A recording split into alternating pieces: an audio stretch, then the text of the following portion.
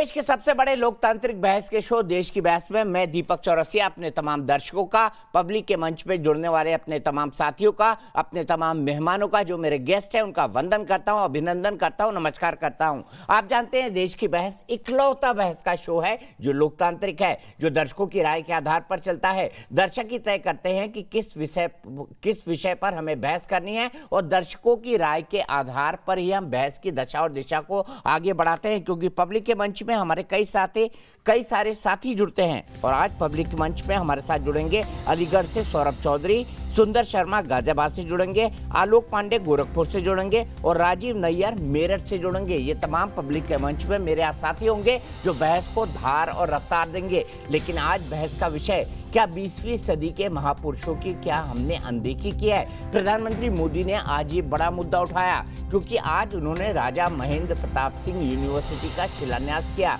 राजा महेंद्र प्रताप सिंह वही शख्स है जिन्होंने एमयू के लिए 3 एकड़ जमीन 2 रुपए के लीज पर दी थी और उसी पर आज अलीगढ़ मुस्लिम यूनिवर्सिटी चल रहा है। लेकिन उनका नाम एमयू की चकाचौंध में गुम हो गया। आज उन्हीं के नाम पर एक यूनिवर्सिटी का शिलान्यास हुआ है। साथ ही साथ अलीगढ़ में डिफेंस कॉरिडोर भी खुला है। वो अलीगढ़ जो कभी ताले के लिए मशहूर था, आज प्रधानमंत्री ने कहा अब वो देश की सुरक्षा में मुस्तैद रहेगा, चौकस रहेगा और देश की सुरक्षा करेगा। आज इसी पर बहस करेंगे कि 20वीं सदी के कुछ महापुरुषों के साथ, जैसे राजा महेंद्र प्रताप सिंह, वो अपने जमाने के सबसे बड़े फ्रीडम फाइटर्स थे, क्या उनके साथ हमने अन्याय किया है? क्या ऐसे और महापुरुष है राजा सुहेलदेव जैसे, जिनके साथ हमारे इतिहास में अन्याय किया गया, जिनका नाम तक हमारे इतिहास में नहीं जताया गया, ना ही बताया गया? इस पर हम बात करेंगे। लेकिन सबसे पहले आज का अपडेट।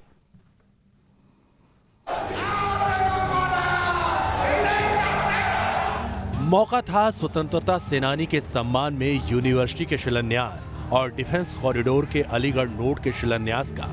लेकिन एक बार फिर मंच से सधे हुए शब्दों में 20वीं सदी की भूलों पर विपक्षियों का नाम लिए बगैर प्रधानमंत्री मोदी ने तीखा हमला बोला। देश का दुर्भाग्य रहा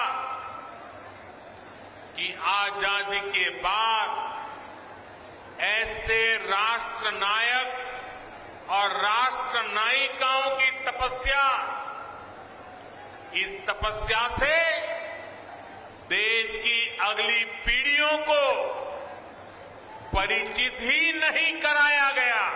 20वीं सदी की उन गलतियों को आज 21वीं सदी का भारत उन गलतियों को सुधार रहा है। प्रधानमंत्री मोदी ने यूपी की योगी सरकार की तारीफ करते हुए 21वीं सदी में सीमाओं की सुरक्षा के लिए अलीगढ़ को अहम भूमिका निभाने की बात भी कही।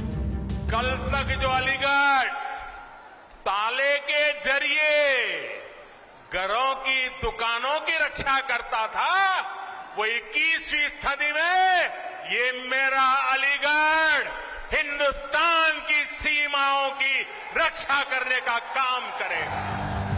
यूपी के मुख्यमंत्री योगी आदित्यनाथ ने भी महापुरुषों की अनदेखी पर तंज कसते हुए राजा महेंद्र प्रताप सिंह को याद किया।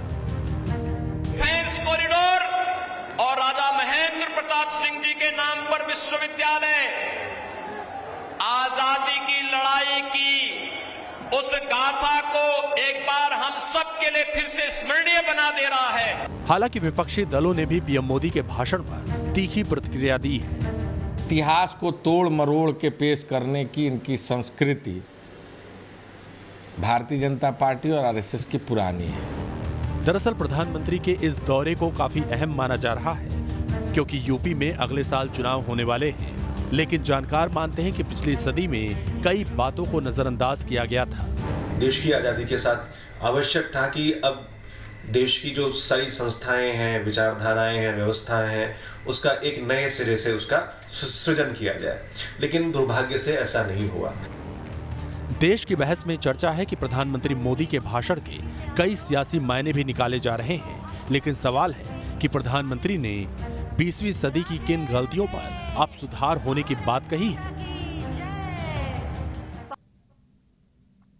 और आप जानते हैं देश की बहस में हम एक सवाल पूछते हैं, वही सवाल हम आपसे पूछ रहे हैं। और आज का सवाल है, क्या 20वीं सदी में महापुरुषों के योगदान की अनदेखी हुई है? आप शो के दौरान इस मुद्दे पर अपनी राय हमें दे सकते हैं। आप हमारी वेबसाइट पर जा सकते हैं, आप हमारे मोबाइल ऐप पर जा सकते हैं जिसे डाउनलोड करना बेहद आसान है, आप हमारे ट्विटर हैंडल पर जा सकते हैं, आप हमारे फेसबुक पेज पर जा सकते हैं। कार्यक्रम के बारे में अगर आपकी कोई राय है, सुझाव है, आप शो के अंदर शामिल होना चाहते हैं तो हमें 9711002266 पर व्हाट्सएप करें, मुझे मैसेज ना करें। सीधे चलता हूं अपने बड़े पैनल के साथ। मेरे साथ मेरे अभिन्न मित्र और वरिष्ठ पत्रकार आशुतोष जुड़े हुए हैं। मेरे साथ अपराजिता सारंगी जी हैं जो कि भारतीय जनता पार्टी की राष्ट्रीय प्रवक्ता हैं। मेरे साथ जाने माने पॉलिटिकल एनालिस्ट तहसीन पूनावाला जुड़े हुए हैं, कांग्रेस की विचारधारा से ताल्लुक रखते हैं। और थोड़ी देर में ही मेरे साथ प्रोफेसर संगीत रागी जुड़ेंगे। तहसीन, सबसे पहले जानना चाहता हूं, क्या वाकई इतिहास ने 20वीं सदी के महापुरुषों की अनदेखी की है? जैसे राजा महेंद्र प्रताप सिंह को ही ले लीजिए, हमने कितना पढ़ा उनके बारे में इतिहास में? आज तक नहीं पढ़ा। वो तो आज हमको मालूम पड़ा कि ऐसे एक राजा भी थे जिन्होंने गवर्नमेंट इन एग्जाइल अफगानिस्तान के अंदर 1919 में बनाई थी। ये दीपक भाई शायद बहुत लोगों ने नहीं पढ़ा होगा, लेकिन मैंने तो ये पढ़ा और ये भी पढ़ा था कि राजा साहब ने इलेक्शन के अंदर मथुरा में अटल बिहारी वाजपेयी जी को हराया। और उस चुनाव में जब वे भारतीय जनसंघ के खिलाफ लड़ रहे थे, उन्होंने अपने भाषण में कहा कि भारतीय जनसंघ की जो विचारधारा है वो इस देश के लिए बेहद खतरनाक है। देखिए दीपक जी, सवाल ये है कि मोदी जी बात करेंगे कल की, लेकिन मैं बात करूंगा आज की। जब आज मोदी जी हमारे इतिहास की बात कर रहे थे, फिरोजाबाद में हमारे बच्चे मर रहे थे, अस्पताल में उनकी भर्ती नहीं हो रही थी, और आदित्यनाथ जी के पास कुछ है नहीं विकास के लिए दिखाने के लिए, इसलिए न्यूज़पेपर के फ्रंट पेज पे जो उन्होंने तस्वीरें डालते, कभी कोलकाता की, कभी अमेरिका की फैक्ट्रीज की। सवाल ये है कि अब्बा जान पाकिस्तान तालिबान पे चुनाव लड़ने वाली भारतीय जनता पार्टी जानती है उनका समय समाप्त हो गया उत्तर प्रदेश में, राजनीतिक समय। और मैं आपके शो पे भविष्यवाणी कर रहा हूं। मोदी जी पास्ट की बात करते, मैं फ्यूचर की बात करता हूं। दीपक जी, जिस दिन उत्तर प्रदेश के चुनाव आएंगे, मैं आपके साथ शो पे बैठूंगा। भारतीय जनता पार्टी 99 पार नहीं कर रही है, ये हार रही है। और आज का भाषण मोदी जी का और कल का जो एडवर्टाइजमेंट आदित्यनाथ जी का भाषण अब्बाजान वाला, ये दिखाता है कि दोनों डरे हुए, और यहां से उत्तर प्रदेश से बीजेपी का डाउनफॉल शुरू हो रहा है। ये मेरी भविष्यवाणी है सर। वाकई डाउनफॉल शुरू होगा अपराजिता जी? तहसीन ने तो भविष्यवाणी कर दी है, वो कह रहे हैं 100% डाउनफॉल शुरू होगा। आप तहसीन की भविष्यवाणी को कितना महत्व देंगे? देखिए, ये दूरदर्शी और अंतर्यामी है, मैं क्या कहूं। स्कोरबोर्ड कहेगा। हम बड़ी विनम्रता के साथ ये कहना चाहते हैं कि हम उत्तर प्रदेश में विकास के कार्यों पर ध्यान दे रहे हैं और विकास का एजेंडा लेकर लोगों के पास जा रहे हैं, और निश्चित तौर पर 312 सीटों से हम बहुत आगे बढ़ने वाले हैं। मैं बहुत आत्मविश्वास के साथ ये बात कह रही हूं। और जहां तक आज आदरणीय प्रधानमंत्री जी के संबोधन का सवाल है, उन्होंने जो अलीगढ़ में किया, मैं आप सबको कहना चाहती हूं कि आज मुझे लगता है उनका एक बहुत ही सशक्त और महत्वपूर्ण संदेश देश को दिया गया। लुटियन दिल्ली में रहने वाले लोगों को सम्मानित करने की परंपरा इतने सालों से हमारे देश में चली आ रही थी, और 75 सालों में कई सरकारें आई और गई, लेकिन किसी ने राजा महेंद्र प्रताप सिंह को याद क्यों नहीं किया? और आज आपने उनके भाषण में सुना होगा, उन्होंने और 3 नाम लिए, महाराजा सुखदेव सिंह जी की, दीनबंधु चौधरी छोटू राम जी और श्याम जी कृष्ण वर्मा जी। ये जो बड़े बड़े महापुरुष जिन्हें अनदेखा किया गया है, उन्हें सामने लाया जा रहा है। आप सोचें कितनी बड़ी बात है। आप छोटी सी बात एक ले ले, मैं थोड़ा उदाहरण देना चाहती हूँ, मुझे 30 सेकंड की मोहलत दें। ये जो हम पद्मा अवार्ड्स देते थे, पद्म पुरस्कार देते आ रहे हैं, इतने सालों में हम देते आ रहे थे। हमें पता था कि इस देश में किन्हें मिलने वाला है, बड़े बड़े लोग, बड़े बड़े चेहरे, बड़े बड़े नाम। और आज के दिन देखिए, इन 7 वर्षों में मोदी जी ने उस परंपरा में परिवर्तन किया, बड़ा सकारात्मक परिवर्तन किया। और आज जो अनदेखे लोग हैं, जो उपेक्षित लोग हैं, जो अनजान हीरोज और हीरोइंस हैं, उन्हें चुन चुन के लाया जा रहा है और सबके समक्ष खड़ा किया जा रहा है। ये क्या छोटी बात है? और आप सब जानते हैं, जहां तक महेंद्र प्रताप जी का सवाल है, उनका जो योगदान रहा है, हम नतमस्तक हैं। और आज मैं आदरणीय प्रधानमंत्री जी को बहुत धन्यवाद देना चाहती हूँ भारत की नागरिक होने के तौर पर कि उन्होंने ऐसे अनजान हीरो को सबके समक्ष प्रस्तुत किया। ठीक है, सीधे आशुतोष के पास चलता हूं। आशुतोष, मुझे सीधा एक सवाल का जवाब दीजिएगा, क्या वाकई हमने 20वीं सदी के महापुरुषों की अनदेखी की है? ये नाम तो अभी अपराजिता जी ने लिए, मैं और कई नाम ले सकता हूं। सरदार वल्लभ भाई पटेल, उनके बारे में कहा जाता है कि इतिहास ने उनके साथ न्याय नहीं किया। बाबा साहब भीमराव अंबेडकर, इतिहास ने उनके साथ भी न्याय नहीं किया। वीर सावरकर, बोस, सुभाष चंद्र बोस, क्या वाकई इतिहास ने ऐसे लोगों के साथ न्याय किया है? दीपक, सबसे पहले तो मैं अपराजिता जी ने जो शब्द का इस्तेमाल किया अनजान, मैं उनको बता दूं कि राजा महेंद्र प्रताप कभी अनजान नहीं थे। जो लोग इतिहास के विद्यार्थी जिन्होंने राष्ट्रीय आंदोलन के बारे में पढ़ा है, स्कूलों में पढ़ा है और बाद में पढ़ा है, उनको अच्छी तरीके से पता राजा महेंद्र प्रताप कौन थे, उन्होंने किस तरीके से जाके एक गवर्नमेंट इन एग्जाइल बनाई थी। लेकिन यह एक अलग सवाल है। योगी आदित्यनाथ कह रहे थे भारत की स्वतंत्रता के आंदोलन की गाथा, और बहुत बड़े शब्दों में उसका इस्तेमाल कर रहे थे। अब मैं आपको बताने जा रहा हूं कि दरअसल राष्ट्रीय आंदोलन को लेकर हेडगेवार जी की क्या धारणा थी। सिर्फ मैं कोट कर रहा हूं, एग्जैक्टली वर्बेटिम कोट कर रहा हूं, मैं कुछ नहीं कह रहा हूं। जिसको प्रधानमंत्री जी, जिसको मुख्यमंत्री जी इतनी बड़ी गाथा कह रहे थे, उसको हेडगेवार ने 1936 में कहा था शैलो नेशनलिज्म। मैं अगर कहिए तो मैं पढ़ के सुना देता हूं, नहीं तो छोड़ देता हूं।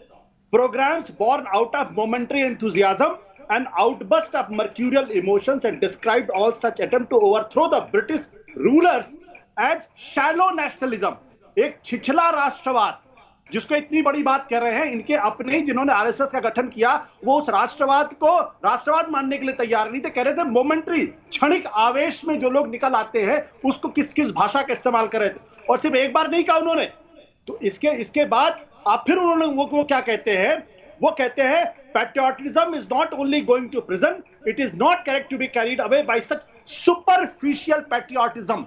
यानी जो सुपरफिशियल पैट्रियोटिज्म, यानी जो राजा महेंद्र प्रताप ने जो त्याग किया, जो सुभाष चंद्र बोस ने त्याग किया, जो भगत सिंह ने त्याग किया, वो सब लोग राष्ट्रवादी नहीं थे, छिछले राष्ट्रवादी थे। वो सब लोग सस्ते देशभक्त। ये मैं नहीं कह रहा हूं, ये जिन्होंने आरएसएस का गठन किया वो कह रहे हैं। अब आप आज की तारीख में आप बड़े बड़े शब्दों में आप कहना चाहते हैं कि हम तो इतिहास में उनका नाम भूल गए। हकीकत यह है कि अगर उत्तर प्रदेश का चुनाव नहीं होता, पश्चिमी उत्तर प्रदेश के में अगर जाट समुदाय अगर नाराज नहीं होता, तो कदापि कदापि कदापि राजा महेंद्र प्रताप का नाम भारतीय जनता पार्टी नहीं लेती। और मैं पहली बार मुझे पता चला कि राजा महेंद्र प्रताप जाट थे। यह है यह है दर्शन कि उन्होंने एक इतने बड़े राष्ट्रवादी को, इतने बड़े देशभक्त को, इतने बड़े स्वतंत्रता सेनानी को उन्होंने सिर्फ एक जाट नेता के तौर पर प्रोजेक्ट करने की कोशिश की, ताकि आने वाले चुनाव में उनका उदाहरण। मैं चाहूंगा कि अपराजिता जी सवाल का जवाब दे कि भी हेडगेवार ने क्यों जो राष्ट्र की इतना बड़ा आंदोलन था उसको छिछला राष्ट्रवाद कहा था, उसको सुपरफिशियल पैट्रियोटिज्म कहा था। आप ही का सवाल अपराजिता जी के पास ले जाता हूं। अपराजिता जी, क्या डॉक्टर हेडगेवार जी ने वाकई छिछले राष्ट्रवाद शब्द का इस्तेमाल किया था, जिसको आशुतोष कोट कर रहे पुस्तक से? ये आशुतोष जी का कोटेशन लग रहा है, हमें दिखाएं, बताएं कहां से इन्होंने ये कोटेशन लिया है, जरा हमारे साथ साझा करें। कैसे विश्वास करूं? ये किताब दिखा रहा हूं मैं आपको अपराजिता जी, और मैं आपको पढ़ के सुना देता हूं। ये बात है 1936 मार्च 24 मार्च 1936 संघ स्थापना विधि कार्यक्रम था, जिसमें उन्होंने लिखा है, और यह बाकायदा आरएसएस के लोगों ने के बीच बांटा गया है। पूरा पढ़ के सुना दूं। संघ must stay away from the programs born out of momentary enthusiasm and outburst of mercurial emotions. Association with such programs will only harm the stability of the संघ। अगर उन्होंने सुन लीजिए, हेडगेवार जी ने यह भी कहा कि अगर इस आंदोलन से अगर आप लोग जुड़ेंगे तो संघ की जो स्टेबिलिटी उससे दूर हट जाएंगे। तो सबसे पहले यह स्पष्ट करना चाहिए कि राष्ट्र आजादी की लड़ाई में आरएसएस का, भारतीय जनता पार्टी के पूर्व नेताओं का कोई रोल नहीं था, क्योंकि वो उसको राष्ट्रवाद मानते ही नहीं थे, क्योंकि उसका पैट्रियोटिज्म मानते ही नहीं थे। ठीक है, जवाब ले लेते हैं, जवाब ले लेते हैं अपराजिता जी से, जवाब ले लेते हैं और उनको पूरा मौका देते हैं जवाब देने का। बताइए अपराजिता जी, आशुतोष के स्तर पर क्या कहेंगे? आशुतोष जी से सिर्फ ये पूछना चाहती हूँ कि राजा महेंद्र प्रताप जी को सामने लाना, उनके नाम पर एक यूनिवर्सिटी की शुरुआत करना, गलत है क्या? ये जिस तरह से बातचीत कर रहे हैं और जिस तरह से इतिहास के पन्ने उखाड़ रहे हैं और किसी इतिहास की किताब को हम सबके समक्ष रख रहे हैं, ऐसा प्रतीत होता है जो आज भारतीय जनता पार्टी ने, केंद्र सरकार ने, प्रधानमंत्री जी ने पदक्षेप लिया अलीगढ़ में, वो सरासर गलत था। अगर हम आज 21वीं सदी में 20वीं सदी की गलतियों को सुधारने की कोशिश कर रहे हैं तो कभी तो अच्छी बात बोले, कभी तो स्वीकारें। मैं आपको छोटा सा एग्जाम्पल देना चाहती हूँ, छोटा सा उदाहरण देना चाहती हूँ। देखिए, अलीगढ़ मुस्लिम यूनिवर्सिटी और बनारस हिंदू यूनिवर्सिटी, देखिए हमारी सोच में कितना फर्क है, इसे आप देखें। अलीगढ़ मुस्लिम यूनिवर्सिटी की जब स्थापना हुई थी तो राजा महेंद्र प्रताप जी ने भूदान किया था और उनके योगदान को कभी भी अलीगढ़ मुस्लिम यूनिवर्सिटी के दीवारों पर लिखा नहीं गया, आप ये याद रखें।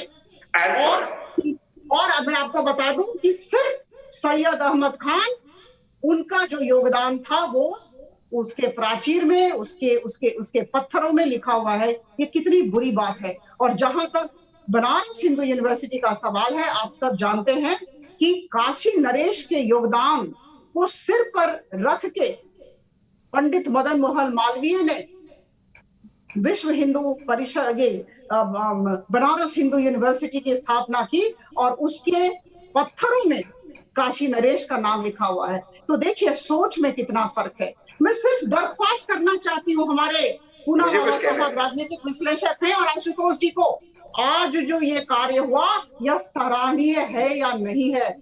अगर हम लुटियन दिल्ली के लोगों को सम्मान देते फिरे तो ये क्या सही है? ठीक है, जो मैं तहसील के पास चलता हूँ, इसी बात को लेकर तहसील के पास चलता हूँ। तहसील मुझे बताइए, क्या गलत किया अगर राजा महेंद्र प्रताप सिंह के नाम पर एक यूनिवर्सिटी की स्थापना कर दी गई? क्या गलत हुआ बताइए? ये सवाल उठा रही है अपराजिता जी। अपराजिता जी की मैं बहुत रिस्पेक्ट करता हूँ, मेंबर ऑफ पार्लियामेंट है, लेकिन मेरी दरख्वास्त होती बीजेपी के स्पोक्स पर्सन और एमपी से, आप व्हाट्सएप पर हिस्ट्री पढ़कर ना आइए, आप आशुतोष जी की तरफ किताब पढ़कर हिस्ट्री आइए। तो मैं एएमयू के इतिहास आपको संक्षेप में बता देता हूँ। राजा साहब ने शर्त रखी थी कि जब एएमयू को उन्होंने कुछ जमीन दान की और कुछ उन्होंने लीज पर दी, उनका नाम उस एएमयू यूनिवर्सिटी उनके नाम पर ना हो। लेकिन चेतन प्रताप जी जो उनके बेटे हैं वो कहते हैं कि एएमयू ने जो सिटी स्कूल की स्थापना की, जो आज भी मौजूद है, वो सिटी स्कूल राजा साहब के नाम पर है और वो जमीन वो राजा साहब के नाम पर आज भी है और जमीन भी राजा साहब ने डोनेट किया था। और एएमयू 1000 एकड़ का कैंपस है, उसमें राजा साहब ने कुछ डोनेशन दिया था, कुछ जमीन उन्होंने रेंट पे दी। तो ये शर्त रखी। तो प्लीज आप नेशनल चैनल पर आकर गलत बातें ना कीजिए। अब दूसरी बात मैं कहना चाहता हूं, हमें राजा साहब के बारे में सीखना जरूरी, बेहद जरूरी। इसलिए जरूरी है क्योंकि राजा साहब जब अफगानिस्तान में जब उन्होंने पहली गवर्नमेंट एस्टेब्लिश करी, वो जानते हो उनकी मदद किसने की? महात्मा गांधी, किसी आरएसएस के व्यक्ति ने नहीं। और आपको आगे की बात बता दूं, 1932 में वो नोबेल प्राइज के लिए भी उनको नॉमिनेट किया गया था और 1925 में वो तिब्बत भी गए और दलाई लामा के साथ उनके बहुत अच्छे संबंध थे और दलाई लामा के संबंध, बहुत अच्छे संबंध जवाहरलाल नेहरू के साथ थे। ये राजा साहब तो बीजेपी और वाजपेयी को हराने वाले थे। ये लोग कहां से आगे अपनी लेगेसी क्रिएट करने वाले? इन लोगों ने तो राजा साहब जैसे लोगों का अपोज किया था और आज भी नेशनल टेलीविजन पर बैठकर राजा साहब के बारे में गलत बातें कर रहे। ये तो दुर्भाग्य की बात है सर। ठीक है तहसीन, मैंने आपकी बात मानी, लेकिन ये भी एक हकीकत है और ये भी एक सत्य है जिसको हमको स्वीकारते हुए नहीं हिचकना चाहिए कि आज तक 75 साल के अंदर राजा साहब के नाम पर किसी यूनिवर्सिटी की स्थापना नहीं हुई। ये भी एक सत्य है जिसको भारतीय जनता पार्टी ने किया है। मैं सीधे संगीत रागी जी के पास चलता हूँ। संगीत रागी जी, आपसे जुड़ने से पहले आशुतोष कह रहे थे कि हेडगेवार जी ने कहा कि जो स्वतंत्रता का आंदोलन था वो छिछला राष्ट्रवाद था। क्या यह हकीकत है? देखिए, मुझे पता नहीं है कि आपके मित्र आज इतने बड़े उखड़े हुए क्यों हैं। उनका चेहरे का जो तस्वीर जो उभर करके आ रही है, बहुत गुस्से में है। अरे भाई, एक विश्वविद्यालय की स्थापना हुई है, इस पर इतना उससे आपको इतनी परेशानी नहीं होनी चाहिए। इनको लगता था कि जो पश्चिमी उत्तर प्रदेश है वो भारतीय जनता पार्टी से चला गया है, शायद अब इनको थोड़ा सा कुछ ऐसा लग रहा होगा कि नहीं, उसमें कुछ जो ये पूरा सत्यहिंदी.com पर एक महीने पिछले 4-6 महीने से जो अभियान चला रहे थे, उसमें शायद कुछ लग रहा है कि इनको डेंट मार गया है। ये महसूस हो रहा है। ये चेहरे की हंसी नहीं है, ये कुछ और बयां करती है। बहरहाल देखिए, मुझे आपकी बात सुन के बहुत हंसी आ रही है संगीत जी, और आशुतोष भी हंस रहे हैं। देखिए वो जानते हैं कि मैं क्या कहने वाला हूँ। देखिए दीपक जी, जब हम आज भी ये कहते हैं, और मेरा आज भी मानना है कि भारतीय राष्ट्र का जो मूल चेतना था, उस मूल चेतना को भारतीय राष्ट्रीय कांग्रेस ने खत्म कर दिया। और भारतीय राष्ट्रीय कांग्रेस आजादी के समय भी एक दो परंपरा थी। एक बंकिम विवेकानंद की परंपरा थी जिन्होंने भारत को परिभाषित किया। दूसरी एक परंपरा थी जिसे नेहरू की परंपरा हम बोल सकते हैं। वामपंथियों की एक अपनी परंपरा थी, उस रूप से उन्होंने देश को परिभाषित किया। जो बंकिम विवेकानंद महर्षि अरविंद की जो परंपरा का भारत था, उस भारत का खात्मा कर दिया इन्होंने। उनको लगता था, उनको हेडगेवार जी को था कि हिंदू ज्यों-ज्यों कमजोर होगा, जहां-जहां होगा, और ये तो सुप्रीम कोर्ट के एक जज ने कह रखा है, वो बाल्कनाइजेशन की तरफ बढ़ेगा। और ये आज भी उनकी भविष्यवाणी जो उस महामानव ने उस समय किया था, 1931 और 32 में उन्होंने जो कहा था परम पूजनीय हेडगेवार जी ने, वो आज भी 100% सही है। जो हिस्सा जिस हिस्से से हिंदू अल्पसंख्यक हुआ है, वहां पर आप देखेंगे कि फिसिपेरस टेंडेंसीज, सेपरेटिस्ट टेंडेंसीज, वहां अलगाववाद बढ़ा है, और वही हिस्सा भारत से कट करके पाकिस्तान बना, बांग्लादेश का आज निर्माण हुआ।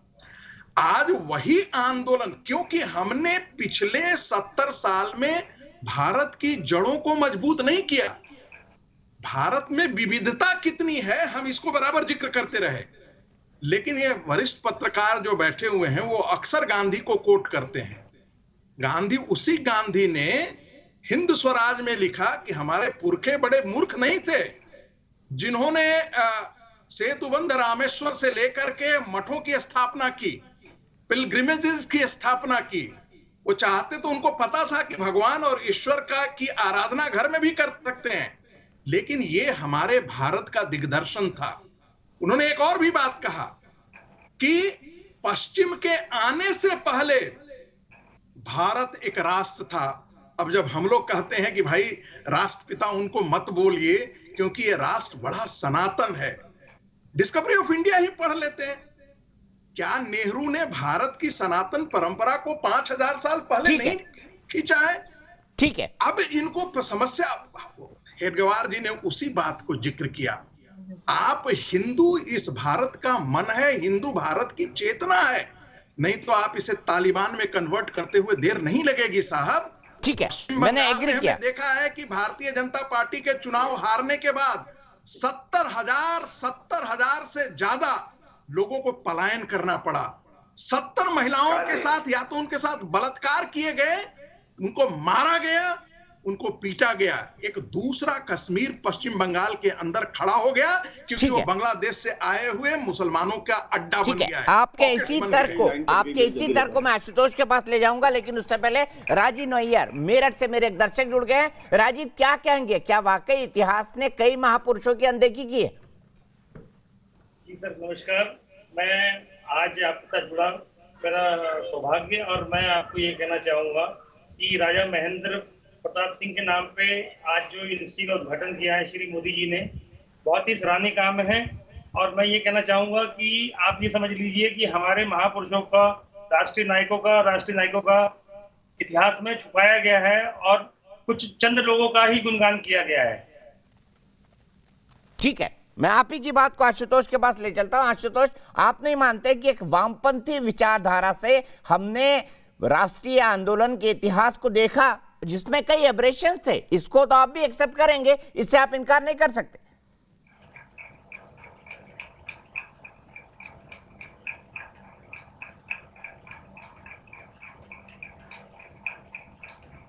आशु का फोन डिस्कनेक्ट हो गया। मैं इसी सवाल को तहसीम के पास ले चलता हूं। तहसीम बताइए। बीजेपी फेक हिस्ट्री फैलाते रहती है। इनके पास इतने कोई इतिहास में कोई लोग नहीं जिन्होंने स्वतंत्रता या आजादी के लिए लड़े, तो इस तरह की झूठी बातें करते हैं। अक्सर दो एग्जाम्पल दिए जाते हैं, वल्लभ भाई पटेल का और प्रधानमंत्री। बड़े अफसोस के साथ सर आपके शो पे कहना चाहता हूं कि प्रधानमंत्री, माननीय प्रधानमंत्री जी भी इतनी गलत बात करते पटेल जी को लेकर, इतनी झूठ बात करते। और कभी अगर पटेल और बोस पर डिबेट हुआ उस पर, तब मैं आपको सारे फैक्ट्स भी सामने ले आऊंगा। लेकिन सवाल क्या है? सवाल है कि देश की आजादी में सभी लोगों का योगदान था, सिवाय एक संगठन जो है हिंदू महासभा और आरएसएस। इन्होंने महात्मा गांधी के पीठ में छुरा खंजर डाला। और महात्मा गांधी 1946 में कहते, 1947 में कहते, जब गोलवलकर जाते गांधी से मिलने, कि he has blood on his hands। Golwalkar ने जो भाषण दिया 1947 में दिसंबर में दिल्ली में, सर जहां आपसे बैठे उसे कुछ किलोमीटर दूर, उस भाषण में गोलवलकर कहते, और मैं गोलवलकर को कोट करता हूं कि जो भी आदमी हो, गांधी की तरफ इशारा करते हुए कहते, जो भी आदमी पाकिस्तान का साथ देगा उसको हमें रास्ते से हटाना होगा। और होता क्या है? कुछ दिन बाद जनवरी 30 को गांधी की हत्या होती है, और उस हत्या में आरएसएस मिठाई बांटती है। This is recorded. और उसके बाद आरएसएस ये प्रॉमिस करती है वल्लभ भाई पटेल को कि हम देश के संविधान को मानेंगे और पॉलिटिकल एक्टिविटीज में भाग नहीं लेंगे। उनको बैन करने वाले कॉन्स्पिरेसी थ्योरी लिख दी। इससे आपने तो कॉन्स्पिरेसी थ्योरी लिख दी। सर अगर सर एक सेकंड, एक line, this should come out in a book. Sir ये बुक से ही कह रहा हूं, अगर इसमें कुछ भी गलत है, मैं सोम जी और मैं मैम से ये रिक्वेस्ट करता हूं कि मुझ पे डेफोमेशन का केस करें। मैं रिक्वेस्ट करता हूं, आरएसएस ने मिठाई बांटा था दिल्ली के अंदर गांधी की हत्या पर, मिठाई बांटी थी आरएसएस ने। ठीक है, अपराजिता जी से पूछता हूं, फिर आशुतोष के बाद चलूंगा। आशुतोष सवाल आपसे था। हाँ ठीक है, बोलिए, कंप्लीट करिए तहसील, कंप्लीट करिए। तुषार गांधी कहते कि महात्मा गांधी पर 4 अटेम्प्ट्स थे मर्डर के। 3 हुए ब्रिटिश राज्य में और चौथा हुआ इंडिपेंडेंट इंडिया में। और चारों में एक कॉमन फैक्टर था, 3 कॉमन फैक्टर थे, आरएसएस, गोडसे और आप्टे। और गोडसे और आप्टे को पहचानने वाले मेरे दोस्त के दादा काका गाडगिल थे। इन्होंने महात्मा गांधी का कत्ल करने के लिए मुसलमान का वेश डाला था, आप ये भी जानते हो, और उनको काका गाडगिल ने पहचाना। ठीक है, इस लेवल के देशद्रोही है। संगीत रागी जी आपका जवाब देना चाहते हैं, उसके बाद मैं अपराजिता जी के पास जाऊंगा। आशुतोष से सवाल पूछा था लेकिन उनका फोन डिस्कनेक्ट था। संगीत रागी जी बताइए। तहसीम ने पूरा बता दिया कि कैसे आरएसएस गांधी जी की हत्या के अंदर शामिल था, कैसे उन्होंने मिठाई बांटी, कैसे उन्होंने 3 अटेम्प्ट कराए, चौथे अटेम्प्ट में सक्सेसफुल हो गए। अच्छा, एक कथन तो यह भी है कि शायद नेहरू जी को गांधी जी ने कहा था कि कांग्रेस को विसर्जित कर देना चाहिए। तो नेहरू जी को शायद ये लगा कि शायद प्रधानमंत्री तो रह नहीं पाएंगे, तो शायद नेहरू जी को तो आईबी रिपोर्ट करती थी, तो कहीं नेहरू जी ने ही तो गांधी जी को नहीं खत्म करवाया। यह भी एक संदर्भ चलता है, इसका विश्लेषण करेंगे। बहरहाल जो बिल्कुल करूंगा, लेकिन आपका एक सेकंड सुन लीजिए, अभी आपका ये भी झूठ मैं बोल देता हूं, यहाँ करके आपकी बोल देता हूं, सुन लीजिए, झूठ नहीं बोलना है। दीपक जी का शो बहुत ही प्रसिद्ध शो है, झूठ नहीं बोला। सुन लीजिए, आप प्लीज मेरी बात सुनिए, आपने झूठ कहा। और शायद आपने हाईकोर्ट का जजमेंट नहीं पढ़ा है, और यदि पढ़ते तो नाथुन राम गोडसे के बारे में भी जो हाईकोर्ट की टिप्पणी थी, वह भी आपको कहने का साहस होना चाहिए इस देश के लोगों को। हमारे मित्र आशुतोष कई बार कहते हैं, इसी चैनल पर एक बार दीपक जी कह रहे थे, आपने उनको नाथुन राम गोडसे को आपने आतंकवादी नहीं कहा। मैंने कहा, आशुतोष जी आप पत्रकार ही नहीं हैं, एक पढ़े लिखे पत्रकार हैं और साथ साथ लेखक भी हैं। एक टेररिस्ट तालिबानियों का तो आप शिकायत नहीं करते हैं, उसके खिलाफ तो आप चुप्पी बांधे रहते हैं, कभी सवाल नहीं उठाते हैं कि इस देश का एक भी मौलाना जो है वो तालिबान को आपके खिलाफ में आकर के सड़कों पर उतर करके नहीं कहा कि जिस इस्लाम की व्याख्या है वो मानवता के लिए कोड है, हम उस इस्लाम को खारिज करते हैं, क्योंकि ऐसे में देवबंद को खारिज करना पड़ेगा। और आशुतोष कैसे खारिज करेंगे? इनकी सारी जो वैचारिक संपन्नता है इनकी जो शारीरिक वैचारिक निष्ठा है, ये जो सेकुलरिज्म का, ये चोला उखड़ जाएगा। फिर दीपक जी आप कहां से ढूंढ करके इनको लाएंगे? बड़ा मुश्किल होगा आपके लिए। ठीक है, मैं सीधे आशुतोष के पास चलता हूं। आशुतोष बताइए, क्या देवबंदी मानसिकता जो तालिबान के पीछे वैचारिक थॉट है, आप उसको कंडेम करेंगे?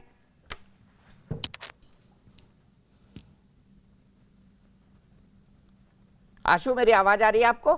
हेलो जी, मैं ये पूछ रहा हूं कि संगीत रागी जी कह रहे हैं कि आप उस देवबंदी मानसिकता को खारिज नहीं करेंगे जो तालिबानी सोच के पीछे है, क्योंकि वो आपकी पॉलिटिकल पूंजी है, वो आपकी वैचारिक पूंजी है। क्या आप कंडेम करेंगे उस देवबंदी मानसिकता को जो तालिबान के पीछे है? और मेरे साथ डॉक्टर अजीज खान भी जुड़ गए हैं।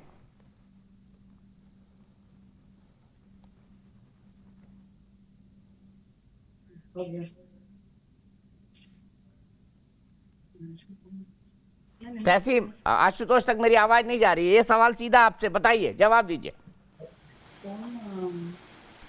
मैं पहले संगीत रागी जी की एक चीज का जवाब दे दूं। संगीत रागी जी ने कहा था कि गांधी जी ने कहा कि कांग्रेस को डिसबैंड करना चाहिए। इसमें इससे बड़ा झूठ कहीं कुछ नहीं है।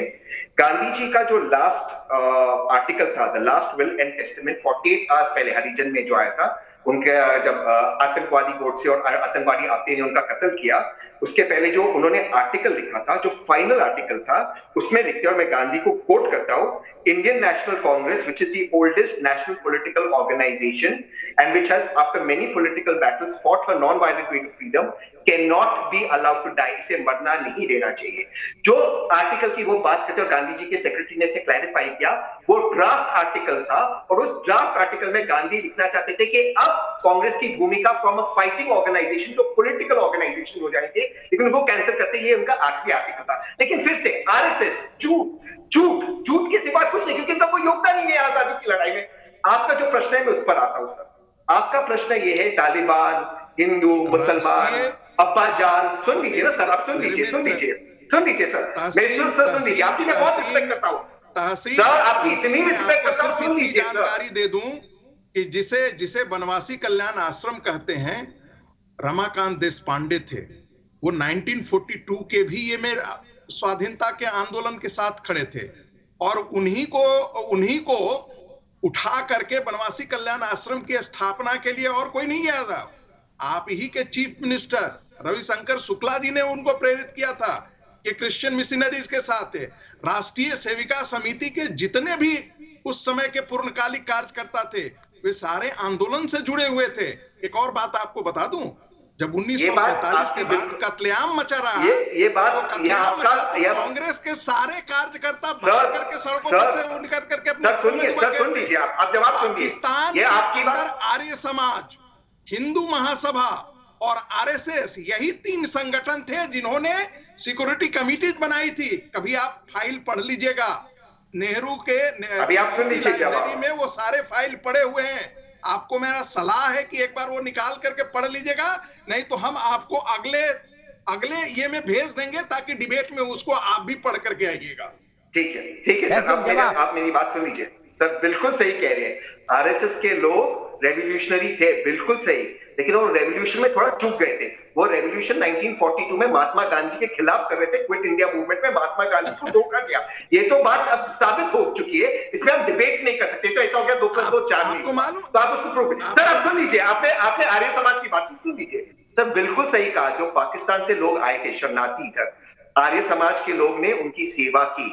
उनमें कौन था सर? मेरे वाइफ के परिवार, वडेरा के लोग, वडेरा परिवार ने उनकी सेवा की। और आरएसएस के लोग मुरादाबाद आते थे, और हम लोगों ने और मेरे परिवार के लोग ने उनको श्रेय दिया। तो अगली बार आप जब वडेरा परिवार को गाली देंगे, समझे कि आरएसएस के लोग ने उनसे मदद मांगी थी। उन्होंने मुरादाबाद में अस्पताल, अरे सुन लीजिए सर सुनिए, अरे बिल्कुल देते हो, अस्पताल उन्होंने डाला, उस वक्त अस्पताल डाला, फूल डाला, और जो देश की सेवा के वो उन्होंने किए सर।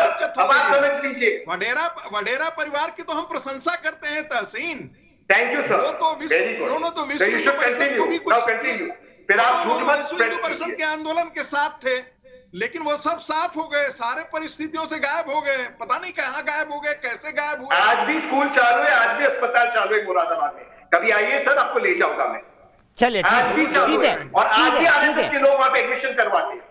ठीक है, और अजीज सब खान हमारे साहब refugees और को उन्होंने आशुतोष, संभाला दो है। लोग। आशुतोष, मैं लगातार आपसे सवाल पूछ रहा था, आपका कनेक्शन कटा हुआ था, लेकिन मैं आपसे सीधे जानना चाहता हूं, आपको नहीं लगता कि हमारा राष्ट्रीय आंदोलन का इतिहास बहुत ज्यादा वामपंथी विचारधारा से प्रभावित रहा है, जिसके चलते कई सारे फैक्ट्स को डिस्टॉर्ट किया गया, अपने ढंग से लिखा गया, क्योंकि इतिहास आप और मैं नहीं लिखते, इतिहासकार लिखते, जिनकी अपनी एक विचारधारा होती।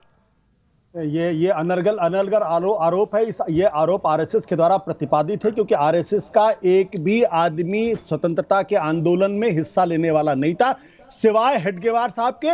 वो भी 2 बार जेल गए, 1920 में और 1930 में। जब 1930 में जब वो जेल गए, तब उन्होंने ये कहा था कि मैं आरएसएस, एक मिनट संगीत जी मुझे बोल लेने दीजिए। 1930 में जेल गए थे, तब उन्होंने कहा था कि आरएसएस का कोई आदमी इसमें हिस्सा नहीं लेगा, ठीक है। और उसमें अभी राजा महेंद्र प्रताप के बारे में बात, मेरे मित्र आप पढ़े लिखे हैं। चलिए मैं आपसे एक सवाल पूछता हूं। आपसे ऐसी उम्मीद नहीं थी, आपसे ईमानदारी की उम्मीद थी। आपसे एक सवाल पूछता हूं मैं, बताइए। आपसे तो कम से कम उम्मीदवार मैंने ईमानदारी आपसे हम चाहते थे। मैं आपको डिस्टर्ब नहीं कर रहा था। ये बौद्धिक बेईमानी है आशुतोष। दो बातें मैं कह देता हूं। बौद्धिक बेईमानी है। पहली बात जिस राजा महेंद्र प्रताप के बारे में बातचीत कर रहे हैं, उनसे भी अगर आरएसएस, भारतीय जनता पार्टी अगर कुछ सीख ले तो बहुत बड़ी बात होगी। जब 1915 में उन्होंने प्रोविजनल गवर्नमेंट बनाई, तो उस प्रोविजनल गवर्नमेंट में प्राइम मिनिस्टर किसको नियुक्त किया? प्राइम मिनिस्टर नियुक्त किया भोपाल के बरकतुल्लाह खान को। आज भारतीय जनता पार्टी के मजेदार बात है। और वो जिहाद की बात कर रहे थे। दीजिए महाराज, बोल तो लेने दीजिए। आप क्यों इतना परेशान होते हैं? परेशान क्यों होते हैं? ठीक है, तो अब ये अगर आज आरएसएस बीजेपी की सरकार है, 303 मेंबर ऑफ पार्लियामेंट है, एक भी उसमें मुस्लिम नहीं है। ये अगर आप इतना ही सीख लेते, अगर आप महाराजा महेंद्र प्रताप से, तो आज आप हिंदुस्तान में बहुत अच्छी पोजीशन पे आपका नाम होता।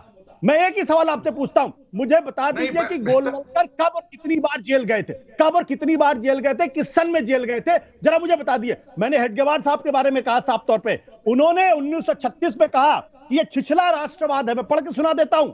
Patriotism is not only going to prison, it is not correct to be carried away by such superficial patriotism. Yes, ये हेडगेवार साहब के शब्द हैं। यही बात महर्षि अरविंद ने भी कहा था।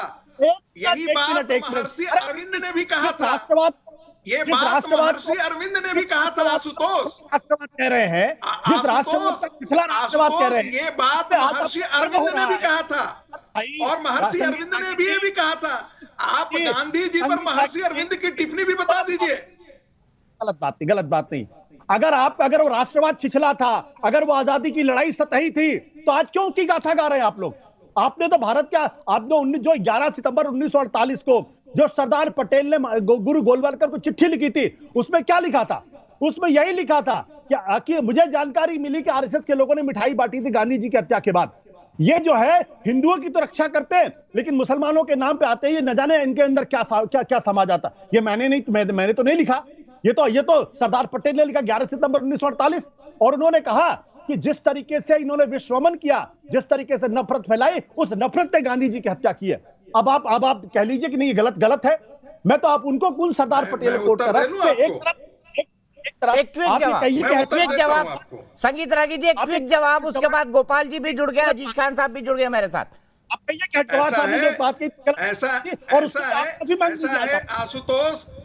ऐसा है आशुतोष जी, ये बड़ा अच्छा होता है पत्रकारों के लिए सिलेक्टिव उठा करके, लेकिन आपने ये नहीं बताया इस देश को कि उसी सरदार पटेल जी ने कहा कि राष्ट्रीय स्वयंसेवक संघ एक देशभक्त ऑर्गेनाइजेशन है और इसको कांग्रेस के साथ आकर के काम करना चाहिए। सर्टिफिकेट की जरूरत पड़ गई ना? सुन लीजिए, आपको सर्टिफिकेट की जरूरत पड़ गई। शुरू हुआ ना, आपको अरे भाई, आप अगर आप राष्ट्रीय आंदोलन में हिस्सा लेते हैं तो आप तो सब राष्ट्रभक्त कहते हैं, सब आपको राष्ट्रभक्त कहते हैं, देशभक्त कहते हैं। आप तो उस आजादी की लड़ाई को सही राष्ट्रवाद कह रहे थे। अरे भाई, मैं तो इसलिए कह रहा था कि भारत की प्रज्ञा, भारत की सनातन चेतना, भारत की सनातन चेतना में तालिबानी इस्लाम नहीं है। और तालिबानी इस्लाम आ गया ना, के इस्लाम को मान्यता दिया जा रहा था, उसका विरोध क्यों नहीं होता? ठीक है। मेरे एक दर्शक अंदर चली सौरभ आई है। चौधरी अलीगढ़ से जुड़ गए हैं। बहुत बहुत दिलचस्प बहस है और मुझे अच्छा लग रहा है कि एक बड़ी इंटेलेक्चुअल बहस चल रही है जिसमें ज्यादा चीख चिल्लाहट नहीं है, लेकिन अपने अपने पॉइंट, चाहे आशुतोष जी हो, चाहे प्रोफेसर साहब हो, चाहे अपराजिता जी हो, और अब गोपाल जी और डॉक्टर खान जुड़ गए हैं, तहसीम जुड़े हुए हैं, वो सब रख रहे हैं। सौरभ अलीगढ़ से, सौरभ बताइए आज के प्रधानमंत्री के इस कार्यक्रम के बारे में और जो उन्होंने घोषणा की है राजा महेंद्र प्रताप सिंह के नाम की यूनिवर्सिटी की, उसे आप कैसे देखते हैं अलीगढ़ वासी होने के नाते? मैं निश्चित रूप से, मैं वह छात्र नेता हूं, वह छात्र हूं। जब मैंने 10 साल और 11 साल पिछली सरकार इस उत्तर प्रदेश की सपा की और बसपा की काल में लाठियां खाई, 2 दर्जन से ज्यादा मुकदमों के जख्म उन सरकारों ने दिए। आज निश्चित रूप से जिस प्रकार हमारे देश की सेना किसी अन्य देश की सेना पे फतेह करके जश्न मनाती है, इस प्रकार का जश्न की अनुभूति हम कर रहे हैं। और जब मोदी जी ने उस यूनिवर्सिटी के शिलान्यास का बटन दबाया तो मुझे ऐसी अनुभूति हो रही थी कि वो हमारे संघर्ष का बटन दबा रहा है। निश्चित रूप से बहुत बहुत आभारी हैं हम योगी जी के और मोदी जी के, जिन्होंने हमारे जख्मों पे जो लाठियां पिछली सरकारों में सपा और बसपा ने दी, जो मुकदमे उन्होंने हमको दिए, उस पर मरहम लगाने का काम उत्तर प्रदेश के योगी आदित्यनाथ जी और मोदी जी ने करने का काम किया है। ठीक है, बहुत बहुत शुक्रिया सौरभ। आप पॉलिटिकल एक्टिविस्ट हैं लेकिन आपने 2 टूक से अपनी राय रखी। मैं सीधे चलता हूं यहां से डॉक्टर अजीज खान के पास। डॉक्टर अजीज खान, मुझे बताइए, सबसे पहला मेरा सवाल, क्या अलीगढ़ में जिन्ना की तस्वीर होनी चाहिए? आपका क्या व्यू है?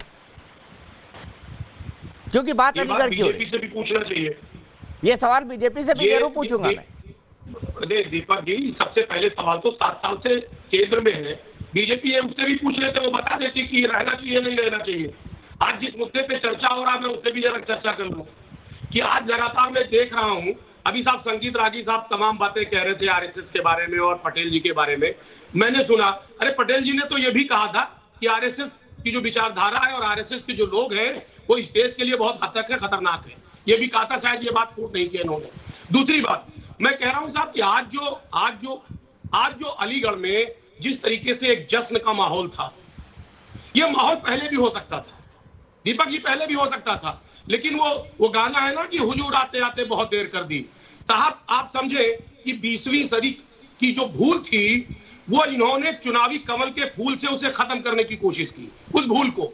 लेकिन मैं ये भी बताना चाहूंगा कि मोदी जी ने जो कहा था कि साहब 20वीं सदी की भूल है, उनको ये भी पता होना चाहिए कि वो उनके एक बड़े नेता माननीय अटल बिहारी वाजपेयी जी, उनके लिए भी उन्होंने शिलान्यास उत्तर प्रदेश में, इसी उत्तर प्रदेश में लखनऊ में गजेरिया फार्म जो सिटी हम लोग बना रहे थे, उसमें इन्होंने एक मेडिकल कॉलेज की स्थापना जो है वो किया था। 5 फरवरी 2017 में उन्होंने घोषणा किया था, ये घोषणा किया था।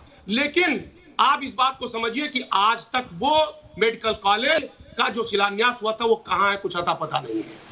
लगातार घोषणाएं हो रही हैं, बड़ी बड़ी घोषणाएं। 1768 स्कीम प्रोजेक्ट पूरी तरह से देश में लागू किया माननीय मोदी जी ने, लेकिन उसमें 925 ऐसे हैं जो जमीन पर आज तक नहीं उतरे, और जो 479 जमीन पर उतरे भी इतना लेट हो गया कि 4.4 लाख करोड़ रुपया उसमें एक्स्ट्रा लग रहा है। ये है शिलान्यास, ये है शिलान्यास की स्थिति और ये घोषणा की स्थिति। आज जो चुनावी घोषणा हो रहा है, चुनावी घोषणा दीपक जी, मैं 20 सेकंड और ले लूंगा। आज इसी चुनावी मंच पे अलीगढ़ में 17 में एक चुनावी मंच और लगा था माननीय मोदी जी का, और घोषणा किया था कि 14 दिनों के अंदर गन्ने का भुगतान करवा देंगे। मोदी जी ने वायदा किया था, और 14 दिन के बजाय 12,500 करोड़ रुपए आज बकाया है किसानों का।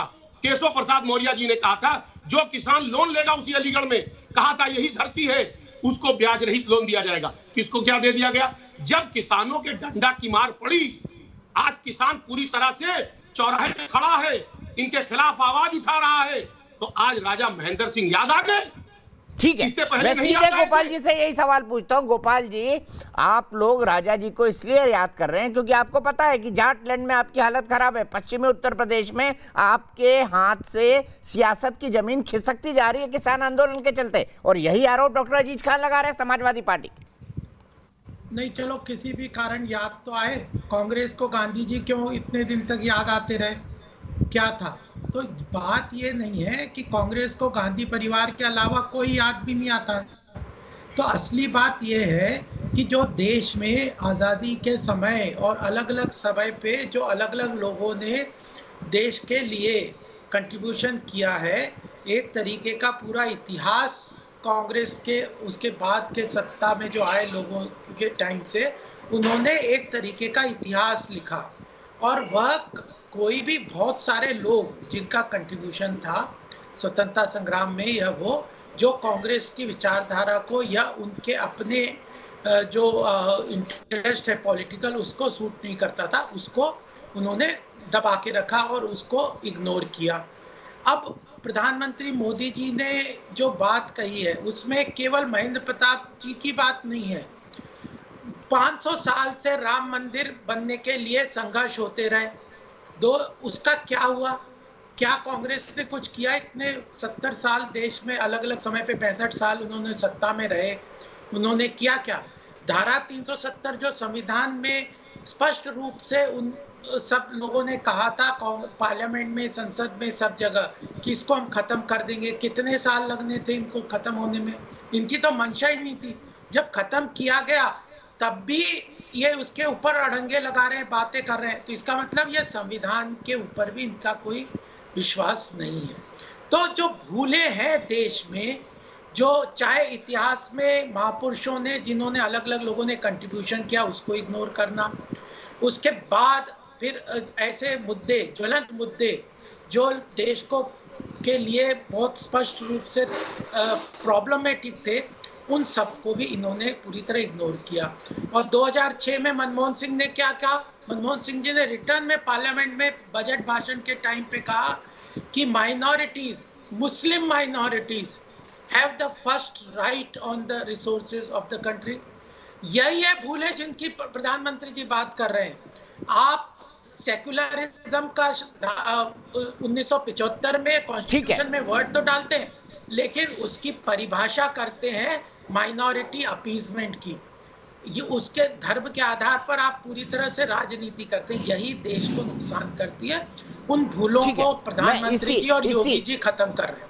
इसी बात को लेकर तहसीन के पास जाऊंगा कि क्या सेक्युलरिज्म के नाम पर कांग्रेस ने, भारतीय राष्ट्रीय कांग्रेस ने कई भूलें करी हैं। लेकिन उससे पहले अभय गुप्ता, मेरे एक दर्शक दिल्ली से जुड़ गए हैं। अभय, क्या कहेंगे आज जो प्रधानमंत्री ने घोषणा की है अलीगढ़ में, उसके बारे में? सर नमस्कार। नमस्कार अभय जी।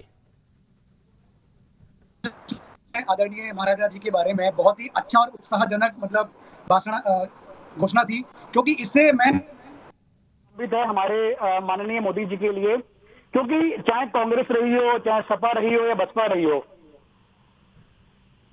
हेलो, हाँ बोलिए बोलिए अभय जी, जल्दी कंप्लीट जी जी। चाहे सर कांग्रेस रही हो, सपा रही हो, बसपा रही हो, इन्होंने सिर्फ अपने घर को भरा है या देश को गड्ढे में डाला है। चाहे वो 70 साल का इतिहास ले लो, ठीक है, या जैसे भी हमारे भाई ने बोला राम मंदिर के बारे में, बहुत अच्छी बात बोली। और सर मेरी आवाज आ रही है? ठीक है अभय जी, बहुत बहुत शुक्रिया आपका। मैं फिलहाल एक ब्रेक के लिए रुकूंगा, लेकिन शुरुआत होगी तहसीन पूनावाला से, क्योंकि उनसे सवाल होगा क्या सेक्युलरिज्म के नाम पर भारतीय राष्ट्रीय कांग्रेस ने देश के जो बेसिक स्ट्रक्चर है उसके साथ फरेब किया। ब्रेक के बाद तो आज देश की बहस में हम बात कर रहे हैं कि क्या वाकई 20वीं सदी में जो महापुरुष थे जिन्होंने आजादी के आंदोलन में हिस्सा लिया था, उनमें कईयों के नाम के साथ अन्याय हुआ है, इतिहास ने उनके साथ अन्याय किया है। प्रधानमंत्री ने आज राजा महेंद्र प्रताप सिंह यूनिवर्सिटी के शिलान्यास के टाइम यही बात कही कि 20वीं सदी की गलतियों को 21वीं सदी में सुधारा जाएगा। उन्होंने बताया कि राजा महेंद्र प्रताप सिंह कितने बड़े स्वतंत्रता सेनानी थे और उन्होंने गवर्नमेंट इन एग्जाइल अफगानिस्तान में 1919-1920 के अंदर बनाई थी। इसी पर बात करने के लिए हमारे साथ कई सारे खास मेहमान जुड़े हुए हैं। मेरे साथ वरिष्ठ पत्रकार आशुतोष हैं, मेरे साथ भारतीय जनता पार्टी के राष्ट्रीय प्रवक्ता गोपाल कृष्ण अग्रवाल जी हैं, मेरे साथ तहसीन पूनावाला जी हैं, जाने माने पॉलिटिकल एनालिस्ट, और साथ ही साथ कांग्रेस के समर्थक मेरे साथ प्रोफेसर संगीत रागी हैं जो कि एक जाने माने प्रोफेसर हैं और पॉलिटिकल एनालिस्ट हैं। मेरे साथ डॉक्टर अजीज खान साहब हैं जो कि स्पोक्स पर्सन है समाजवादी पार्टी के। तहसीन, शुरुआत आपसे करूंगा। गोपाल कृष्ण अग्रवाल ने कहा कि जानबूझकर गांधी गांधी और गांधी इस तक इतिहास समेट दिया गया और इसके पीछे सबसे बड़ा कारण कांग्रेस रही है, ये उनका आरोप था बड़े सीधे से। तो सीरियसली गोपाल जी ने शायद इतिहास पढ़ा नहीं होगा, या जब इतिहास के चैप्टर्स पढ़ा रहे थे स्कूल में, उन्होंने शायद वो बंक किया होगा। लेकिन मैं तथ्य की बात करना चाहता हूँ। गोपाल जी के जो सीरियस आरोप थे वो थे कि कांग्रेस ने 70 साल तुष्टि की, ये आपका प्रश्न था ब्रेक के पहले, और इसमें देश का विकास नहीं हुआ है। मैं डेटा के साथ बात करता हूँ, डेटा छोड़कर मैं बात करता ही नहीं। तो सर डेटा ये, और गोपाल जी इकोनॉमी पढ़ते सर, आप बहुत वरिष्ठ पत्रकार है, कि पिछले 10 साल में जब यूपीए की सरकार थी, नए फॉर्मूले से जीडीपी ग्रोथ रेट था 10%, आज नेगेटिव में आ गया। 9 क्वार्टर लगातार हमारा जीडीपी गिरता गया है। यहां तक कि पहली बार 45 वर्षों में हमारी इकोनॉमी कॉन्ट्रैक्ट हो गई, बेरोजगारी चरम पर है। सर इसके चलते क्या हो गया कि माननीय प्रधानमंत्री जी को उत्तर प्रदेश में, मेरे भी प्रधानमंत्री, माननीय प्रधानमंत्री जी को उत्तर प्रदेश में झूठ बोलना पड़ता है। क्या झूठ बोलते प्रधानमंत्री जी के? उनके भाजपा की सरकार बनी उसके पहले केवल 12 मेडिकल कॉलेज थे। अगर प्रधानमंत्री जी कभी पार्लियामेंट अटेंड करते तो पार्लियामेंट में उन्हीं के मिनिस्टर की रिप्लाई पढ़ते कि 2017 तक उत्तर प्रदेश में 45 मेडिकल कॉलेजेस बन चुके थे। और फिर आदित्यनाथ जी जो पहले पेज पे विज्ञापन डालते, कभी कोलकाता का फ्लाईओवर, अमेरिका की फैक्ट्री, क्योंकि कुछ विकास का काम तो किया नहीं, विकास का काम नहीं किया, इसलिए अब्बा जान, हिंदू, मुसलमान, पाकिस्तान, तालिबान, और आप तुष्टीकरण कर रहे, ऐसा ये आरोप लगा रहे। तुष्टीकरण कौन कर रहा था गोपाल जी? मैं अपनी बात समाप्त करता हूं। तुष्टीकरण भारतीय जनता पार्टी करती है, मुसलमानों की नहीं, पाकिस्तान की। आपने आईएसआई को, पाकिस्तान के आईएसआई को आपने इनवाइट किया कि भारत में आए। आपने तालिबान के साथ चाय पे चर्चा सीक्रेटली की कतार में, जब पकड़े गए तब आपने बताया कि हाँ हम तो उनसे बातचीत कर रहे थे। और आज तक, आज से आधे घंटे पहले, अब से आधे घंटे पहले तक आपके पास कोई आइडिया नहीं कितने भारतीय पासपोर्ट होल्डर अब भी अफगानिस्तान में जो मल्टीनेशनल कंपनीज के लिए काम करते हैं, आपने उनको इवैक्यूएट नहीं कराया। आपने तुष्टीकरण पाकिस्तान की बिन बुलाए आप पाकिस्तान गए और बिना एजेंडा के गए, बिना नतीजे के आप वापस आए। सबसे बड़ा फेलियर हर पॉलिसी में नरेंद्र मोदी जी की सरकार रही। इसमें हर डिबेट में हिंदू, मुसलमान, अब्बा जान, ताज, यही आपका चलता रहता है। लेकिन मैंने जैसे पहले कहा, इससे अपना समाप्त करूंगा, आप बात करोगे ताज की, हम बात करेंगे आज की। आप बात करोगे हिंदू मुसलमान की, हम बात करेंगे संविधान की। ये हमने शपथ लिए और आप बाहर जाने वाले। ठीक है गोपाल जी, सीधा सवाल है भाई, आप तो पाकिस्तान का तुष्टीकरण कर रहे थे, आपने कहा ये अल्पसंख्यक तुष्टीकरण कर रहे थे, आप पर तहसीन ने आरोप लगा दिया कि आप तो पाकिस्तान का तुष्टीकरण कर रहे थे। देखो तहसीन जी ने 2-3 बात की है, उसमें मैं तीनों बातों को टच करूंगा। पहले उन्होंने अर्थव्यवस्था की बात की है। अर्थव्यवस्था की दिवालियापन के कगार पे भारत की अर्थव्यवस्था को पहुंचा दिया था। 1991 में सोना गिरवी रखना पड़ा था। ये इनकी स्थिति थी इंदिरा गांधी जी की, और जो नेशनलाइजेशन की जिस तरह से जो उन्होंने सारे जो अर्थव्यवस्था में स्थिति लाई थी। फिर मनमोहन सिंह को ये बहुत उदारवादी और बड़ा आर्थिक चिंतक मानते हैं। 2006 का मैंने बताया ना, उसका जवाब क्यों नहीं दे रहे? पार्लियामेंट में उन्होंने कहा कि इस देश में मुसलमानों को, माइनॉरिटीज का पहला अधिकार है राष्ट्र के रिसोर्सेज पे। इससे बड़ा तुष्टीकरण का और एग्जाम्पल क्या होगा? संसद में जो भाषण देते हैं। फिर तीसरी बात, यह चाहे वीर सावरकर हो, डॉक्टर एग्गेवार हो, सुभाष चंद्र बोस हो, स्वतंत्रता सेनानी में स्वतंत्रता के समय बहुत लोगों ने काम किया, उन सबको इग्नोर किया गया। महेंद्र प्रताप सिंह जी ऐसे कई लोग थे जिनको कि इतिहास के पन्नों में छुपा दिया गया। और रामचंद्र गुहा की बात मैं बताता हूं, जिसको ये लोग लेके घूमते हैं। उनने तक कहा कि नेहरू जी ने, जब भूलों की बात है, नेहरू जी ने माउंटबेटन को कहा, उनकी किताब में लिखा है रामचंद्र गुहा की, कि उनने एक्सेप्ट किया कि मैं कश्मीर के मुद्दे को यूनाइटेड नेशंस में ले गया, मेरे जीवन की बहुत बड़ी गलती है। तो क्या ये कांग्रेस उसके लिए माफी मांगेगी? नेहरू जी ने ये कहा, रामचंद्र गुहा ने कहा, इतिहास की बात मुझसे कर रहे।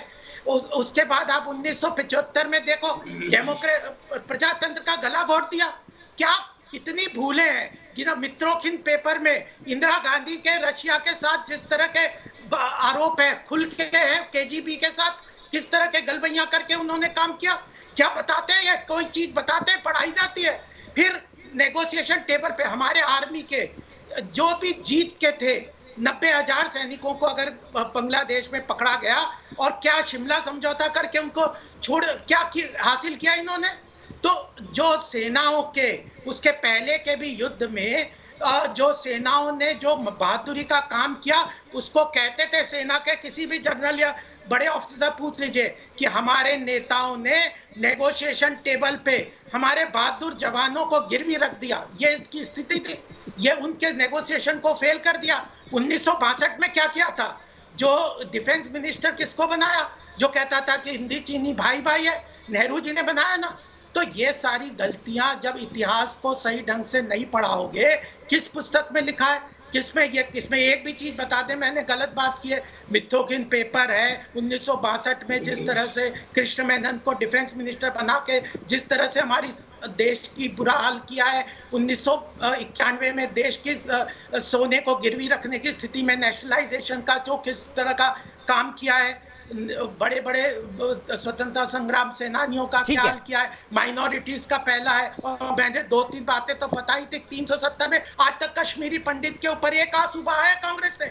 अभी बताएं 1990 में जिस तरह से 89-90 में उनको वहां से भगाया गया 370 धारा को, चलो आप अलग बात हो, कश्मीरी पंडित के लिए एक आंसू बहाया इन्होंने। फिर ये क्या बात करते हैं देश को लूटने के अलावा। बताइए तहसीन, खुद राहुल गांधी कहते हैं मैं तो कश्मीरी पंडित हूँ, मैं तो कश्मीरी पंडित हूँ, खुद राहुल गांधी कहते हैं। डॉक्टर साहब आ रहा हूँ, आशुतोष आपके पास भी आ रहा हूँ। बिल्कुल है, कश्मीरी पंडित है, बिल्कुल है, और मानते ये बात, इसमें गलत क्या है? पंडित जवाहरलाल नेहरू के परिवार से आते हो तो गलत क्या है? और गोपाल जी यहाँ की वहां की सारी बातें करते हैं, लेकिन आज की बात नहीं कहते कि फिरोजाबाद में इस वक्त अस्पताल नहीं है बच्चों के। इस वक्त दीपक भाई, जब हम ब्रेक में थे, मैं अस्पताल दिल्ली में अरेंज कर रहा हूँ बच्चों के लिए। इनकी सरकार पूरी तरह से फेल हो गई है, कोविड में फेल हो गई, लेकिन आज की बात नहीं करेंगे, कल की बात करेंगे। लेकिन फिर ये भूल जाते हैं ये बताना कि हाँ, हम चीन के सामने 62 में हारे लड़ाई में, लेकिन नथुला और चोला में हम जीते। इंदिरा गांधी प्रधानमंत्री थी, वही प्रधानमंत्री थी जिसने पहली बार एक नया देश 14 दिन में स्थापित किए। ये विश्व रिकॉर्ड है, कोई भी दूसरा देश 14 दिन में स्थापित नहीं हुआ। ये आप नहीं बताओगे, क्यों? क्योंकि आपके एजेंडा को सूट नहीं करता। मोदी जी की तरह नहीं और अडवाणी जी की तरह नहीं, जो पाकिस्तान गए, जिन्ना को सजदा दिया और कहा जिन्ना से बड़ा सेक्युलर कोई नहीं। कहा कि नहीं अडवाणी जी ने? अरे बताना, शिमला समझौते पे क्या हासिल किया? बुलाए कि नहीं? बुलाया कि नहीं? क्या पाकिस्तान को क्या बुलाते? शिमला समझौते पे क्या हासिल किया? 90,000 सैनिकों को, मैं बताता हूँ क्या 90,000 सैनिकों को सर, मैं बताता हूँ क्या हासिल किया, सुन लीजिए। क्या हासिल किया आपने? सर मैं बताता हूँ, सुनिए तो सही क्या हासिल किया, सुन लीजिए। आपका प्रश्न है, सुनिए सर। नटुला और चोला में चाइना को हराने के बाद, अरुणाचल प्रदेश को स्टेट का दर्जा देने के बाद, सिक्किम को इंदिरा गांधी जी लेने के बाद चीन की हिम्मत नहीं पड़ी आग दिखाने के लिए। पहली बार 20 वर्षों में ऐसा हुआ कि 20 हमारे सैनिक शहीद हुए, क्योंकि अमित शाह जी ने उन सारे रिपोर्ट्स को इग्नोर किया जिसने बताया अरे बॉर्डर पे ये अमित शाह जी का फेलियर है। या अमित शाह जी ने कितनी बार बॉर्डर पे अमित शाह पे बात की और 16 इंफ्रास्ट्रक्चर। ये बता रहे हो अरुणाचल नहीं? सुनो, एक सेकंड सुन लो। सुनिए प्रदेश मुझे एक अफगानिस्तान में हेलीकॉप्टर नहीं उतरने दिया प्रधानमंत्री। अरे मनमोहन सिंह, शर्म आनी चाहिए। प्रधानमंत्री को चीन ने अरुणाचल प्रदेश में हेलीकॉप्टर नहीं उतरने दिया और वापिस आ गए। प्रधानमंत्री मनमोहन सिंह वापिस आ गए चीन से डर के। इसका जवाब दीजिए। आज की बात करें इंफ्रास्ट्रक्चर। अरे बताइए, 10-10 साल तक पुल नहीं बनाने दिया चीन। आज नंबर दे दीजिए देश को, दीजिए नंबर कितने बाकी है। अरे सालों में पुल नहीं बनाने दिया, पुल भी नहीं बनाने दिया। क्या करते हो? शर्म नीचे। देश के साथ गद्दारियां की है, देश के साथ गद्दारियां की है। अफगानिस्तान में है प्रधानमंत्री मनमोहन सिंह का हवाई जहाज नहीं उतरने दिया। अरे हवाई जहाज नहीं उतरने दिया प्रधानमंत्री मनमोहन सिंह। वापिस लौट के आ गए। वापिस लौट के कैसे आ गए मनमोहन सिंह जी? अपने देश में प्रधानमंत्री का हेलीकॉप्टर। ठीक है, दोनों ने अपने अपने पॉइंट रख लिए, मैं सीधे डॉक्टर अजीज खान के पास चलता हूँ। डॉक्टर अजीज खान, अगर इस तरह का संघर्ष होता रहा तो समाजवादी पार्टी के तो पूरे मुद्दे हाशिए पर चले जाएंगे। देखिए दीपक, ये भी गोपाल जी को मैं सुन रहा था, ये दुनिया भर में चले गए, पूरी दुनिया में घूम के आगे पूरा ब्यौरा इन्होंने दे दिया। लेकिन जब इनसे विकास की बात पूछी गई तो ये इन्होंने हिंदू मुसलमान ये वो दुनिया भर की बातें, ये धार्मिक उन्माद के आड़ में ये विकास की बात नहीं करेंगे, उसका आड़ लेना चाह रहे। 4.5 साल का जब लोग हिसाब पूछते हैं तो ये दुनिया भर की इधर उधर। अरे साहब, ये क्यों नहीं बताते कि साहब 6 एम्स बनाया कि नहीं बनाया, 75 नए मेडिकल कॉलेज बनाए कि नहीं बनाए, 2 करोड़ नौकरी। जब पूछोगे तो इधर उधर की बातें करेंगे। अरे दीपक जी, मैं बताऊं, अभी तक तो ये समाजवादी पार्टी के काम को अपना काम बताते थे। साहब विकास की बात करोगे तो वो भी करेंगे हम। अरे मुझे मौका दें। अब तो ये दूसरे प्रदेशों के कामों को भी अपना काम बताते हैं। अभी तक तो ये खाली समाजवादी बताते थे। अरे साहब, ये पता नहीं कहाँ ये झूठ की फैक्ट्री है, मशीन है। इनको सिर्फ झूठ बोलने कह दो। हम जानना चाहते हैं, बताएं आज नेशनल चैनल पे 75 मेडिकल कॉलेज बनाने के लिए आपने कहा था उत्तर देश में, कहाँ बनाया आपने? उत्तर प्रदेश में 6 एम्स बनाने की बात कही थी, 25 मेडिकल कॉलेज की बात बनाने की बात कही थी आपने। ये संकल्प पत्र मेरे सामने आपका रखा हुआ है। 2 करोड़ नौकरी पर देने की बात कही थी आपने, 100 स्मार्ट सिटी की बात की थी। अरे जब आप आर्थिक विकास की बात करोगे, हेलीकॉप्टर जो एयरपोर्ट बनाए हैं, जो सड़कें बनाई है, डिफेंस कॉरिडोर बना है, करके दुनिया भर का ढोल पीट रहे हैं आप। अरे कितने IIM, कितने एम्स मेडिकल कॉलेज, कितने IIM, 10 यूनिवर्सिटी आपने कितने सड़कें बनाई है, कितने हवाई जहाज बनाए, डिफेंस कॉरिडोर बनाया है। आपने आज 2017 में आप छोड़ के गए थे ना, 2017 में छोड़ के गए थे बीमारू मुसलमान, हिंदू मुसलमान, इसके अलावा है आपके पास कुछ? अरे ठीक है, एक छोटा सा कमेंट आशुतोष है, उसके बाद गोपाल जी क्लोज करेंगे इस डिबेट का। आशुतोष, थोड़ी देर के लिए पत्रकार के रोल में आ जाइए और मुझे बताइए किसके तर्क आपको सबसे ज्यादा मजबूत लग रहे हैं। क्या कहा आपने? मैंने कहा मैं थोड़ी देर के लिए पत्रकार के रोल में आ जाइए और बताइए किसके तर्क आपको मजबूत लग रहे हैं। देखिए, मैं एक बात में तो है, मैं गोपाल जी की बहुत जबरदस्त तरीके से सराहना करता हूं कि भारत की कांग्रेस पार्टी ने, इंदिरा गांधी ने पाकिस्तान के 2 टुकड़े करा दे। कह रहे भाई 90,000 किस जवानों की बात करो ना। अरे जिस पाकिस्तान के 2 टुकड़े करा दिए उसको तो मान लो भाई।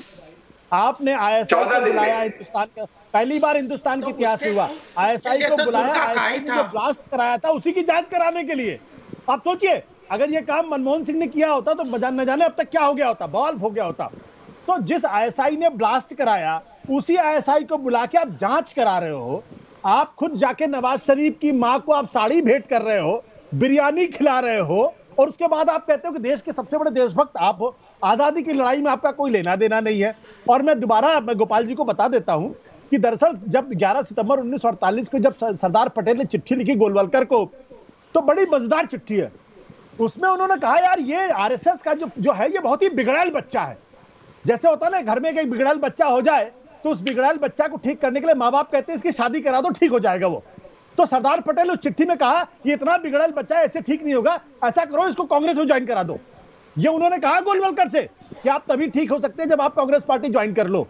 तो अब जब सरदार पटेल, जिसको आप आइकॉनिक मानते हैं, वो कहते हैं मुसलमानों पर आपने बदले की भावना से हमले किए, वो कहते हैं कि महात्मा गांधी की हत्या के बाद RSS के लोगों ने खुशियां मनाई, मिठाइयां बांटी, क्यों करते हो आप लोग? और जिस तरीके से माहौल आपने बनाया, गोपाल जी जवाब बताइए, क्या वाकई हकीकत ये है? चौड़े से कहते हो कि आप देश के सबसे बड़े देशभक्त हो। अरे भाई ये देशभक्ति अगर है तो फिर मुबारक हो आप। नहीं, देखो आशुतोष जी को पढ़ने का बहुत शौक है। जस्टिस ऑन ट्रायल पूरी किताब है, पढ़ लीजिए, जिसमें केवल पत्र जो सरदार पटेल की चिट्ठी है या नहीं है? हाँ, मैं बता रहा हूँ ना, सरदार पटेल ने गोलवलकर को चिट्ठी लिखी थी, नहीं लिखी थी? उसमें उन्होंने ये कहा था कि आप लोगों ने गांधी की हत्या के बाद मिठाइयां बांटी थी कि नहीं बांटी थी? हाँ या ना जवाब दीजिए ना। उन्होंने चिट्ठी लिखा था कि RSS के लोगों ने गांधी की हत्या के बाद मिठाइयां बांटी थी कि नहीं बांटी थी? उन्होंने कहा था कि आपने खुशियां मनाई थी। तो जवाब दे रहे दीजिए। नहीं, सुन लो, जो सरदार पटेल और गोलवलकर जी के चिट्ठी आदान प्रदान हुआ है वो पूरी पुस्तक छपी है, जस्टिस ऑन ट्रायल। शुरू अरे भाई मैं 11 सितंबर 1948 सरदार कर रहा हूँ, आप हवाई बातें कर रहे हैं। अरे 48 की बात कर रहा हूँ, जस्टिस ऑन ट्रायल। अरे भाई आप ये बताइए, गांधी पूरे पत्राचार है, कि गांधी की हत्या के बाद लोगों ने इसलिए सरकार ने कार्रवाई करनी पड़ी। हाँ या ना जवाब दीजिए ना आप। हाँ, बता रहा हूँ ना, पूरे पत्राचार है, पूरे पढ़ो ना। आदि एक चिट्ठी पढ़ के क्या होता है? शुरू में सरदार पटेल को जो इश्यूज थे समझ में, बाद में आप पूरा पढ़िए ना। सरदार पटेल को समझ में नहीं आ रहा था। क्या बात है, क्या बात कर रहे हैं गोपाल जी? आप सरदार पटेल के समझ पे सवाल खड़े कर रहे हैं। मैं यहीं पर रुकूंगा क्योंकि अफसोस गोपाल जी, आशुतोष, तहसीम और डॉक्टर साहब, मेरे पास वक्त इतना ही है, सिर्फ मुझे यहाँ क्लोज करना है। लेकिन चलते चलते, क्या 20वीं सदी में महापुरुषों के योगदान की अनदेखी हुई है? हाँ कहना है 90% दर्शकों का देश की बहस के, और ना कहना है 10% का। फिलहाल एक ब्रेक, लेकिन न्यूज नेशन एक ऐसा चैनल है जहां पर खबरों का सिलसिला कभी नहीं थमता।